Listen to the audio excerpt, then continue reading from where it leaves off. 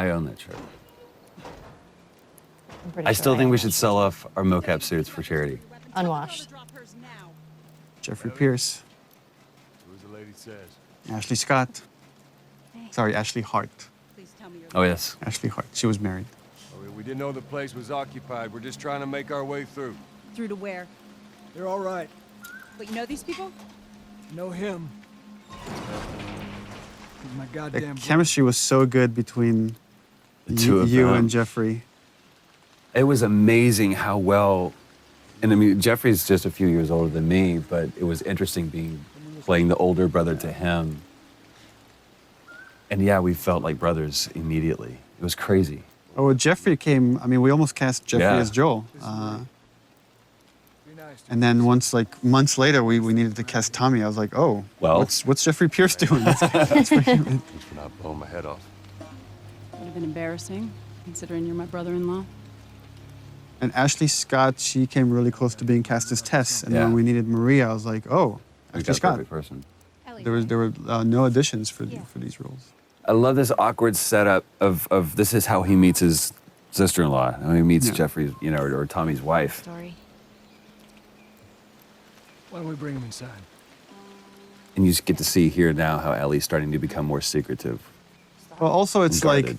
the way they're standing and everything. It's like Ellie's kind of alone now. Like now it's like Joel is with Tommy and There's no one familiar with Ellie. It's quite the crew you got here. Hey, they're good men. This place gives them a second the chance. theme of redemption. Gives us all a second chance. So why'd you leave Boston? We went through this so many times, I've been on quite the adventure. and each one of them I thought was great in its own little version. It was just kind of like trying to pick the right one. But this is where you get to see Well, Joel's putting up a front here. I mean, he's trying to. he's pitching his little yeah. brother. And it's so interesting to see them slip how they're two different men, but they instantly go back into those roles that they were before. And just by the behavior here, you get hints of what happened in those 20 years. Right. How dark things went. Why bring her here? Supposed to deliver to the fire. Like they're playing nice. Right, they were happy to see each other, but now it's like, It's oh, right right, underneath the you surface. haven't changed. You know where they are. I'm not asking for And that's, I mean, that's so true to life. Like, especially with brothers, you go back to that. I push these buttons and you do this. This isn't for me, Tommy. This is for your damn cause. My cause is my family. And I loved, I mean, what Jeffrey was doing posture-wise, Jesus, boy. putting Joel on the offensive. And And now he's just like insulting everybody here and insulting his wife. Tommy, I need this. Again, just Joel just expects. I tell my little brother to do something, he needs to do it. Right.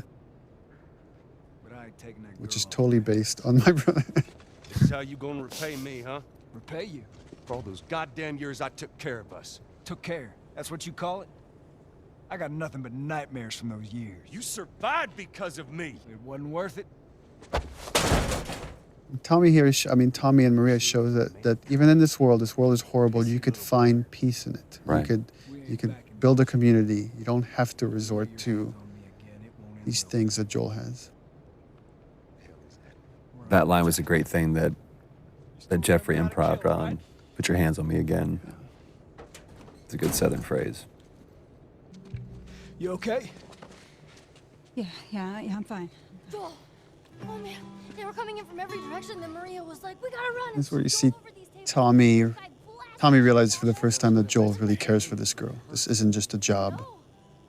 And that's where he has that change, and he's like, oh, crap. I need to talk to you. This is why he's asking me to do this. Absolutely not. You tell him to go find somebody else. And again, it's just such a real moment between a married couple. It's like What's that all about? honor and you know, doing something for selfishness and everything else that doesn't play in this world anymore.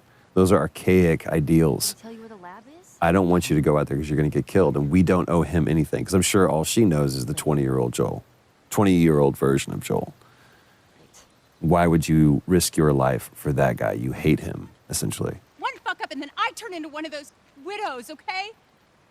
And for Ellie, it was important to show that she could just read Joel. She has this bullshit detector that Just by the way he's answering her questions, she understands exactly what he asked Tommy to do. Maria. Here we go. Love this moment. Here we go. If anything at all happens to him, it's on you. The posture and everything. He knows he's in the wrong. He knows he can't ask Tommy to do this. Yeah. She's thankful, you know. Yeah, I know. I'll take that girl of yours to the Fireflies. You don't have to worry about it. He really cares for you. It's best this way. There's so much more behind it though than that, than just care. It's Tommy showing that he's the bigger man, that he's the better man. He's allowing his brother to be shallow and Well, selfish. he's I mean, I think he knows what his brother's been through. Girl of yours, she took And he one knows off, why he she can't threw go it through off. that again. Which way? This is probably my favorite scene. What a long day this was. About boys, movies, deciding which. I honestly think this is one of the best scenes that you wrote, Neil, It's bizarre. Get up. because it says so much about this world I say and no.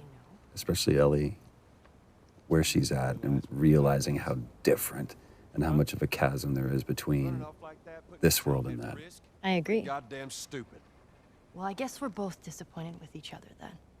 What do you want? I think I really like about this scene is that Rid of me the whole time. they're both kind of, I guess, being selfish in a way, and yet it's coming from a place because they really care about each other. Like they don't understand that they both have been through horrible things, and they each think what they've been through has been worse. But I'm gonna end up like Sam. I love that she calls him out on that. Infected. What are you so afraid Take of? care of How many myself. close calls have we had? Well, we seem to be doing all right so far. And now you'll be doing even better with Tommy. Not her, you know. What? And it's like the stakes are high, and it's like, okay, well, then I'm gonna drop this bomb. I'm not her. Mighty thin ice here. It's like, how many years has it probably been for Joel since he even like Don't bring thought up that about it, name. mentioned it? You have no idea what loss is. I think Joel's thought of that name every day, but I don't think he's heard it said. Has either died or That left. shove that you gave that was nowhere in the script. Fucking except for you. I think that came out of frustration, definitely, because when we had come back and we couldn't find it, and I wasn't necessarily frustrated with you, I was frustrated with us in the scene, and I was like, oh, fuck. It's so cold of Joel to do this, and I've had people on the team ask me to remove this part, that he's being too cold, and I'm like, no, it's like, because she's being so vulnerable and he's having these feelings, he's trying to shut it down. That's why he's being so cold. It was so important for me to keep that in there. When he says you're not my daughter, it's almost an insult. And it's kind of the opposite of what he's feeling.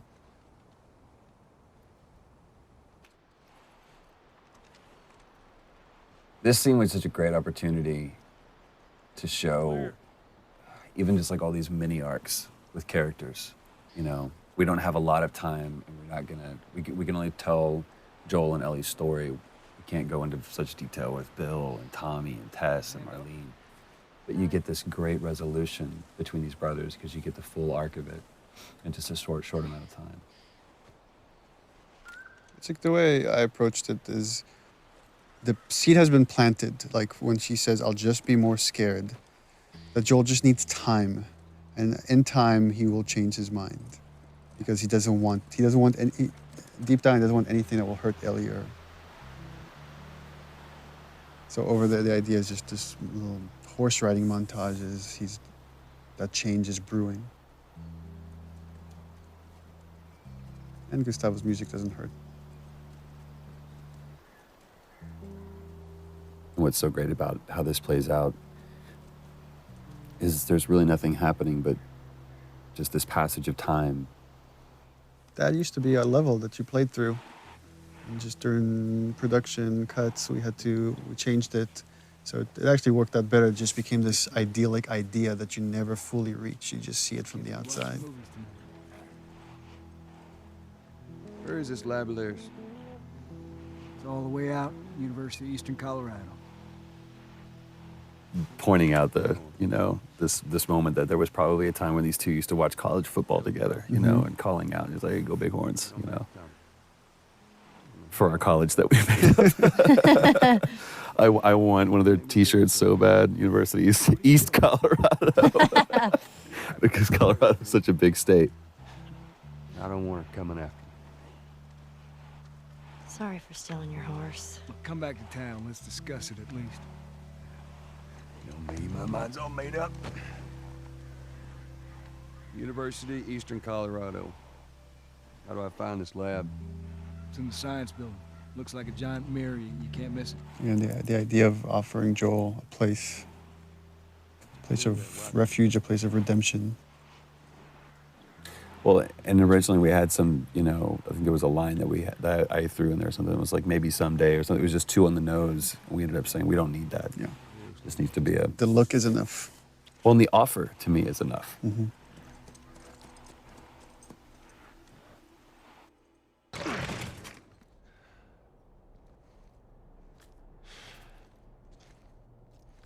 We're about to hear Steve Bloom. Lovely Steve. Silk-throated Steve Bloom. You're looking for the fireflies. They've all left. Yeah, no shit. I'm dead. Or I will be soon. Got me What a macabre scene, though.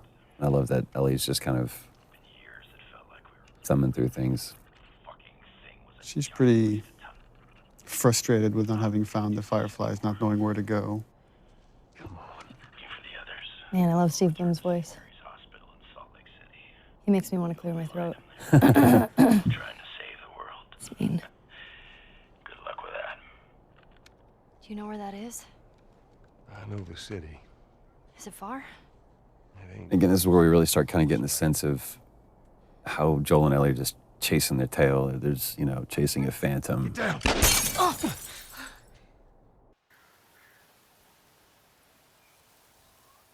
For me, is what I wanted from this is not to overplay it, not to like have Ellie cry or scream or. Shit. Joel. Here. There's probably a lot of panic that happened between this moment and the next. Well, and what Not a great line too. You got to tell me what to do. When almost the entire game she said, "Don't tell me what to do." And here is where we've been lying to everybody when we've been saying you don't play as Ellie. That's right. Yeah. Asked point blank. Do you play as Ellie? No. I know. In this moment, a lot of this project and the story has been constructed around this moment, which is where the roles flip. Where now it's Ellie that has to protect Joel and essentially bring him back to life. Bye-bye, Bunny. It's a pretty cool reveal too. To pan up. And And there's Ellie as the hunter. what we wanted here is also is like, you don't know exactly what happened to Joel, what's the state, how much time has passed. Poor buddy. But the way that she's doing that, you can see that she's been doing this for a while. You'll just startle it. Remember how tired your arms got holding that bow stretched? That bow, it was so heavy. And I remember that I was shaking and I was like, hey guys, this is really heavy. There's David. Nolan North. Nolan North, ladies and gentlemen. Ruben Langdon is Get over James. Buddy Boy over Ruben Langdon, What do you want? ladies and gentlemen. Sorry. Here's my friend James. From a large Remember, like, I showed Dolan a part of the game early on, and he's like, oh, you gotta get me a part somewhere in there. I'm like, okay, I got something for you. I got a role for you. But I will say this, because I was on set just for a brief part of this, but that's when I've always been a fan of Nolan's work, but that's when I was truly awed by him at how he crafted this character. He took what you had and just really brought it to life. I told him the most important part is don't play a bad guy. Yeah.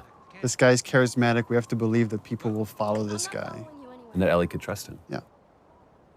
Buddy Boy can go get it. He comes back with what I need. The deer is all yours. Anyone else shows up, You put one right between my eyes. that's right. It just shows what versatility Nolan really has. Yeah, that voice, It's so comforting. it is very comforting, but it's interesting now that I'm hearing it, knowing what we went through. Take that rifle. It's a little unsettling now, hearing it. 'Cause I'm like, ugh. Back up. It's a weird gameplay thing, but we went through a version where like, okay, she can only carry one long gun at a time, so we have to put the bow on the ground. They're like, no, it's going to be 2 guns. Okay, well, let's put the bow back on her backpack. No, it's she can carry 2. And we removed the scope. They used to have a scope on it. We're like, oh, we don't want Ellie to have the scope. Bring him with us. I remember being so relieved in this scene when we switched the gun out and I got to put the bow down. I was like, ah. I love how David complies too. How he just kind of like submits to a little girl. Well, the thing is like, he knows the stories. He knows what happened in the university. And he's trying to figure this kid out. This whole sequence, he's sizing her up. How early or how late on in the script did you write David? I mean, it was written not that long before we shot it. Because remember you It like started mentioned, from like, a pretty cannibal small, king. yeah, it was referred as the Cannibal King. We just knew that Ellie was going to run into the worst of mankind and she would persevere and come out on the other side. But then once like Nolan came in and started like putting David together, it was like it became a lot more interesting to make him this really charismatic guy that is just infatuated with Ellie.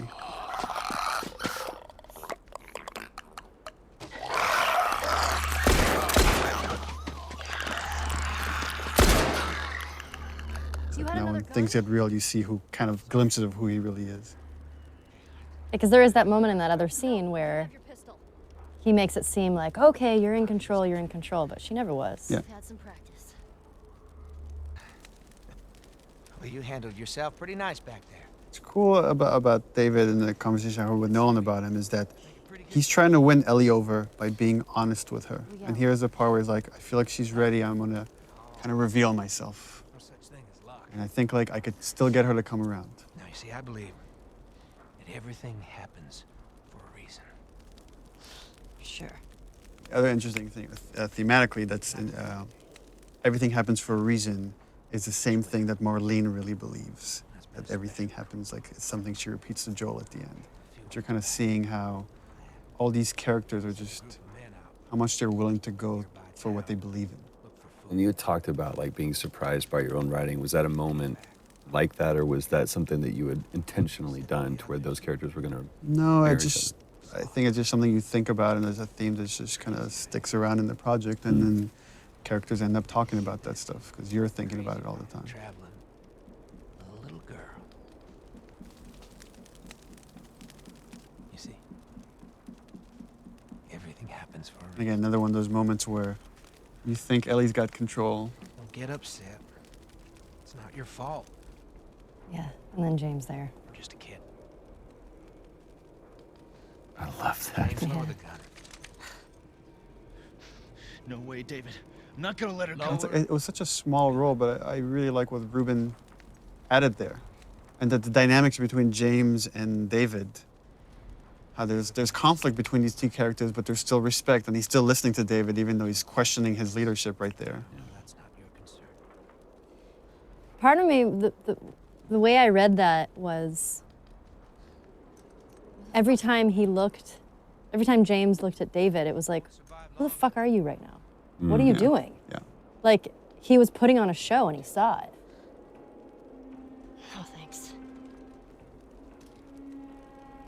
To me, it's interesting how David almost treats Ellie like quarry. Like, you know, you're a sport. Yeah. Again, Ellie having this kind of bullshit detector, you see her scared here because I think she realizes there's something really wrong with these guys. I don't know what. I just need to get away.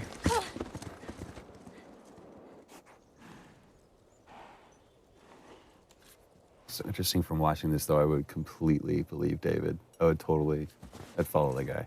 It's crazy. It's because you're a cannibal. This little moment, this breath before going to see what's downstairs. And again, for players, it would have been like a while now since they've seen Joel. Joel? Once again, Joel's asleep. I only managed to get a little bit of food. I love how these roles have switched, too. Where now it's, you know, I did get this. the protected taking care of the protector. Move your own.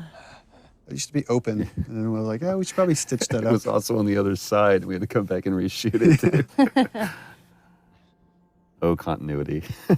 Actually, this one I remember we shot this one again because this is going Naughty Dog method. Everybody can like say the 2 cents. Amy Puckett, one of our coordinators, said, "Where's Ellie's backpack?" And we shot it without thinking about Ellie's backpack. And it was like, oh, we should bring it back in and use it as a pillow. right. It's like such a cool little touch. You're gonna make it. Yeah, those shivering things was pretty cool. The towel thing, right? He was able to Let's do see, that. you did that. Well, yeah, I mean, but he it's still- obviously he animated it, but Great moment of them falling asleep next to each other too. Again, her watching over him.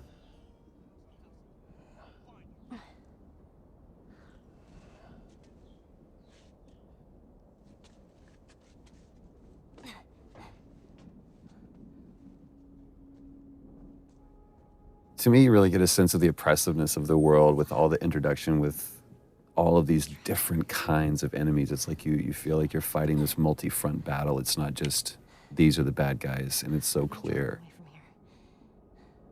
I'll come back for you. yeah, and just how much Ellie's now willing to put herself on the line to just get them away from Joel. Wakey, wakey. It's interesting how much audio has made all of this way creepier. We were watching it without audio. It's like the Foley of what he's cutting up and back and stuff there. Ugh. Time to eat. And that's the first time you actually see what it is, that you've heard them refer to it. No, actually, this is the first time you just see it, and it's again, I really wanted to downplay the whole cannibalism thing. It's just something they have to do. Super. He comes to bring her a tray of food. This was so cool to watch when you guys were doing this scene. It's just like this battle of the wills where he's just trying to like get in her head, and she will not let him. She won't give in. It's dear. Yeah, this was one of my favorite scenes to shoot because Is some human helping on the side? there's just so much there. I mean, the cannibalism and then him being all like rapey and molesty. Like, I don't know. I'm a fan of the dark stuff, which you know. So when I read it, I was like, yes. Considering you and your brother killed. Which makes me sound like an awful person, which I am. So I don't know what that says about me that I wrote this. I know. I remember You killed. that night that I went home, I was just in a And so do we. funky mood. We have to take care of our own, by any means necessary. It was like it was a cooler thing to read about it than actually having to go in there. It was really hard to do. Yeah. You're gonna chop me up into tiny pieces. But see, again, I see David being this very gracious person. There's I mean, everything he's saying is kind of true. It's like you kill to survive, we kill to survive. It's just what you do in this world. But again, Ellie just is feeling there's something else here. I still don't look at David as a bad guy at this point. Oh, that's what too is like you were talking to me before we got this whole David thing, and it's like, you want to work with Noel North? I want to do a scene with Noel North. I want to do this. And I was like, and I'm like, oh, we cast Noel North. Like, great. I'm like, but you don't act with him at all. Jeez. You have heart. You're loyal. Yeah, I feel super lucky I got to work with him because You're special. He's the king. he's so fun to work with. I mean, he really owned it. He threw himself into it, like Yeah. darkness and all. And again, talking to him about it, he's like, I don't see him as dark. This is just what he wants. That's it. I think David believes his own line of bullshit. Or whether it's bullshit or not, I think David believes that he actually is doing the right thing. I mean, that's the other thing we discussed with Nolan is like there's a religious part to David, even though I never wanted that to come out in the script. But Little girl. he really kind of believes that he's been sent here and he has this destiny that nothing can really harm him. What am I supposed to tell the others now? And you really took that on the chin that day, too. Man, this whole sequence with David, I was so beat up and bruised. by Actually, the I end of remember the you week. came back the following day with bruises. I was like, guys, look at me. I had bruises We're like, oh, everywhere. that looks bad, but We're making a gonna game do some now. more this today. Yeah. I love that you made it the little girl that broke your fucking finger. Yeah. That was a good call, Neil. Well, he calls her stupid little girl, so she throws it back in his face.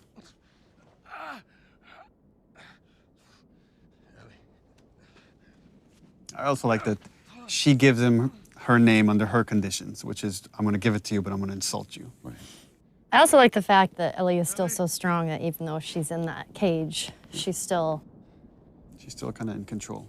Yeah. But it's a much stronger, that's a different strength than you'd shown anywhere else in the game before. It's like that winter was a really, really hard winter for you. Here's another funny scene.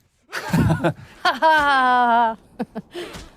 Well, and you're wrong. I did get to actually act with Nolan in this. Nolan was a trooper and let me torture him. Although we did record over his lines with Liam O'Brien. That's right, the lovely Lob. The lovely Liam O'Brien. This actually is my favorite scene in the game. Is it really? And it, after I saw you guys shoot it, and then when I saw the animation and everything, I was like, I just love this scene. What is it about it you love so much? I love that Joel is just quietly violent. And that you pop off the guy's This is his kneecap. job, right? This is what he's good at. Yeah. He's Well, just, and it's also for me, and we talked about this, it's like Joel going back to this, like, all right, you want this guy? I'll be this guy. We've spent almost the entire game for him to stay away from being that guy, but in this, and it's like, I still know it's like how we're to going fuck you back to up. the moment in the beginning we saw him with Robert and Tess. Yeah. This is what he does. This is what he's done in this world. Yeah, it's a no-brainer. He's good at it. Chokes him out and breaks his neck right there. All for the benefit of that guy. And it's like, if there's any like notion that someone has hurt Ellie, then I'm gonna make every single one of you guys pay. It's all right. I believe him. And actually, this is the scene where I think he got beat up the most. Yeah. Where you It did? was- Yo, yeah. Yeah. I had bruises over my whole entire body. It was ridiculous. Yeah, this wasn't stunts, this was you. Yeah. I warned you. The thing that I love about this scene is how much Ellie's using her brains and her physicality, like everything to like get out of this situation. Right there. Roll up my sleeve. Look at it! I'll play along.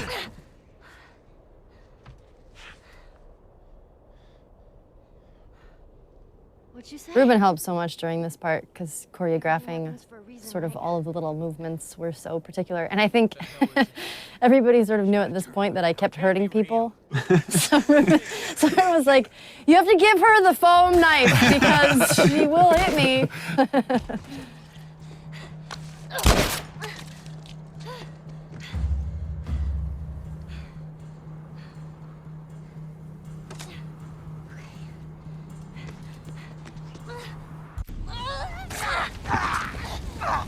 You were beating the shit out of that foam pad. I don't know what you were channeling. I have a lot of anger. Fucking touch me! We did very few takes of this. This was like maybe 3 takes. Yeah. It just felt like so intense with each one. It was like, yeah, we got it. That's enough. It's the first time that, Ellie and Joel, like, embraces that physical contact. Yeah. And it's such a great choice, I think, for you the dialogue wasn't important. Yeah, it was just a gesture. So it was like, just let the music take over. And it's the same theme from when, his daughter dies.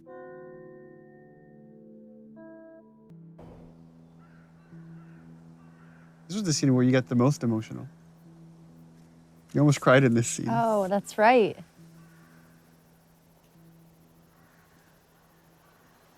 We don't have to do this. You know that, right? First time Joel questions the whole idea of this mission.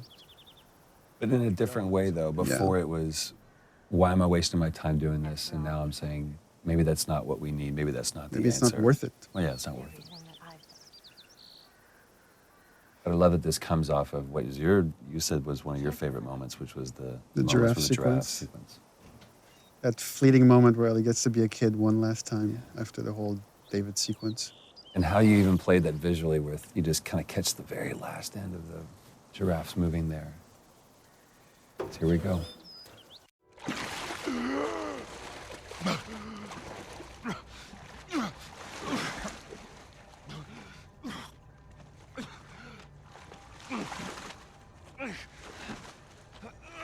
Oh, Ellie's dead. And I'm sure it was such an intentional thing to call back to the very beginning, to where Joel finds himself in this situation again, and after everything that we've been through, it's like I won't go through this. And Hands in the air. just that irrational, maddening, desperate calling for help. I need.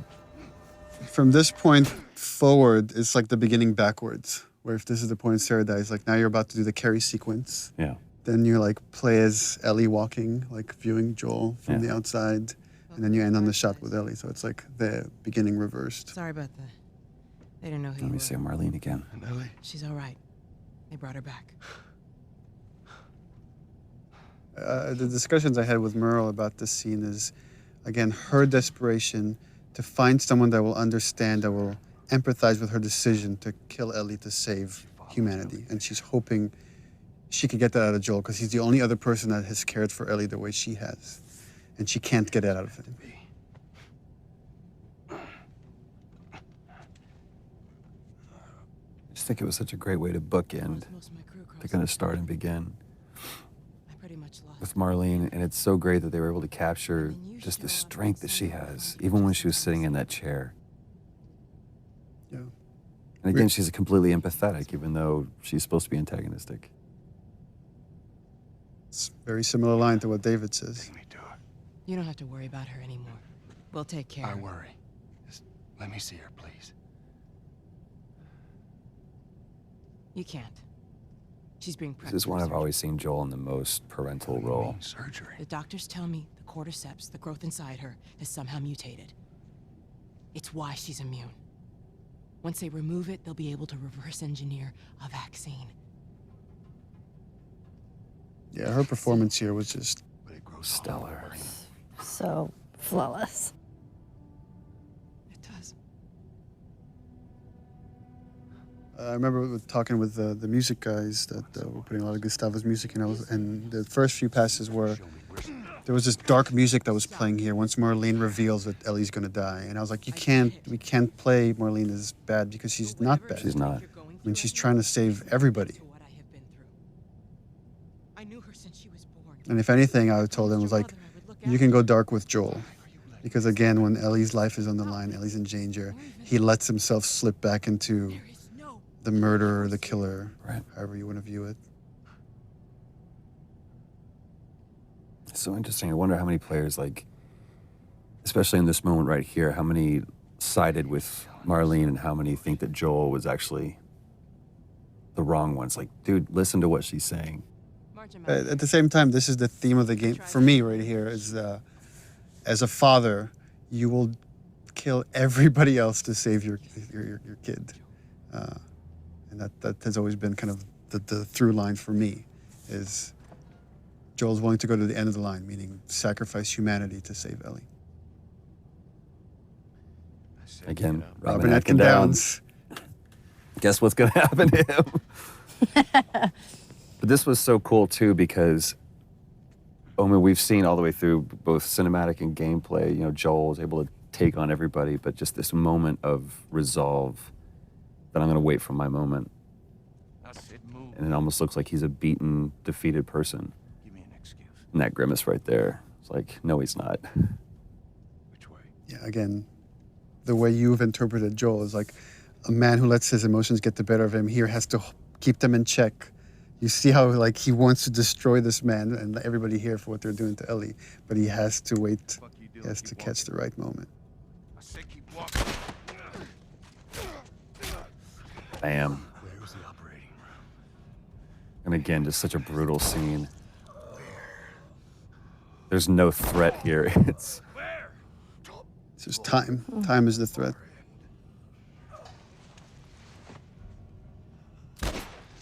Now I'll let you die.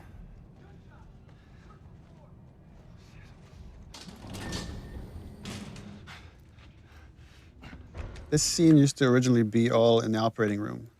And Joel wasn't carrying Ellie. He killed Marlene and the doctors in the operating room. And then Peter Field, designer, just kept bugging me. He's like, I feel like we have to play this part. It's, you have to carry Ellie out yourself. It can't just be like hinted at. And we ended up switching the whole structure of this thing. He was right. It was like, it worked way better. That was another one of those moments where we're like, we're done, we've got it. No, we don't. As a cinematic, it was. I thought it was perfect. But as a bigger part of the game, it was weaker than letting you play through some of it. She won't feel anything.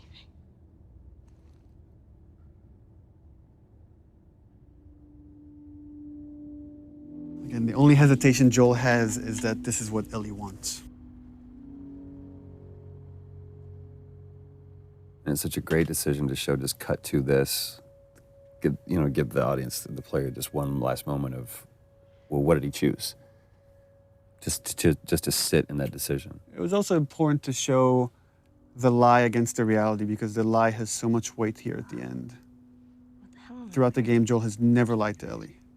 He might have disagreed or he might have dismissed her, but he's never outright lied to her. What happened? And for me, this was the moment I decided to lie. We found the fireflies.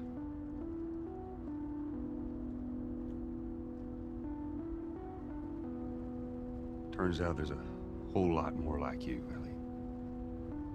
People that To me, it hurt to say these things.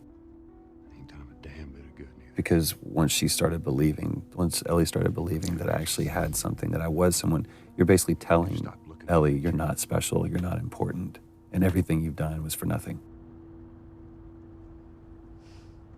I'm taking this home. Yeah, in the first few versions of the scenes, there's like Ellie had all these questions like, Sorry. what happened? Why? Who was there? Why would they let you take me out with the gown still on? And it just was better if she said nothing and she just turned her back to him. And again, just to show how far Joel's willing to go to remove any threat for Ellie. I mean, we had talked about this before where, she obviously has that bullshit detector. Let me go. And I just felt like I knew you were lying. I feel like Ellie knows you're lying.